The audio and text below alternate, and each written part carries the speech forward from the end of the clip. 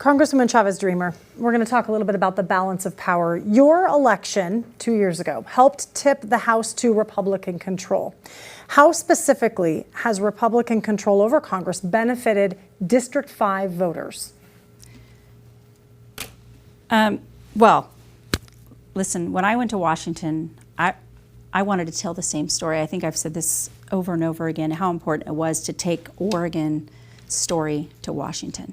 And the balance of power and working here across the aisle, how important that is. But again, this is going to be the 119th Congress, and I tell my colleagues that. It's not the first, it's going to be the 119th. We have to do our best work when we're there. So the balance of power is going to shift. And again, the presidential election is a toss-up. I don't think that should be surprising to anybody who's watching. But my work's not going to change. My work is going to be important to Oregonians. I want to work across the aisle. I want to continue to carry on the work as I did as mayor, what I do as a mom. I say this often. You know, I have identical twin girls. They're 30 years old. One's a Democrat and one's a Republican. This is important to our families. It's important to the balance of power, sure, and whether we do it in our own nucleus, whether we do it at the state level, we do it at the federal level.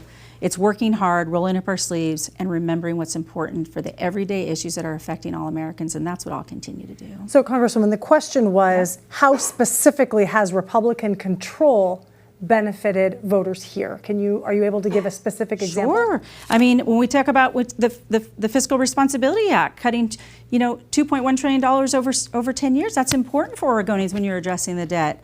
Making sure that we can bring funding back. I've talked about it in our wildfires. I've talked about it in our law enforcement. I've talked about it in our public safety. I have told leadership how important that is to me, that I want to tell Oregon's story, and I want them to focus on that. We're talking about bringing money back, $523 million to the Portland VA, making sure that those dollars come back. And we're talking about $27 million invested in the 5th District. We've closed 800 cases, returned $4 million. And so allowing us to do that and be independent thinkers does not mean we have to be party allegiant, just means we have to be conservative in our values and making sure that we're bringing that back in policy center forward stuff. Okay. So balance of power is important to me. I want to give Representative Bynum a chance to answer a similar question.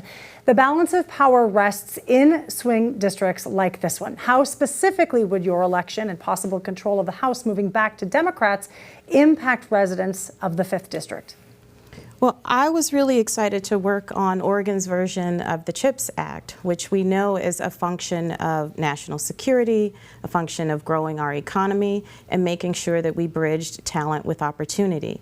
And this CHIPS Act also had the impact of having a $200 million investment for Oregonians and bringing back $43 billion worth of investment. We also made sure that our universities benefited as well. These are the types of investments that I think Oregonians are looking for us to make. One of the things that I think we sometimes lose sight of is the fact that when our children graduate from high school, do they have anything to look forward to? And that for me was the CHIPS Act. So I was able to even accomplish that, even with a Republican-led Congress, making sure that we brought those dollars back home to Oregon, and Senator Knopp was right in the mix with it. He was one of the vice chairs of the committee. So that's one example of how I could do things just from here that will help Oregonians for the long term.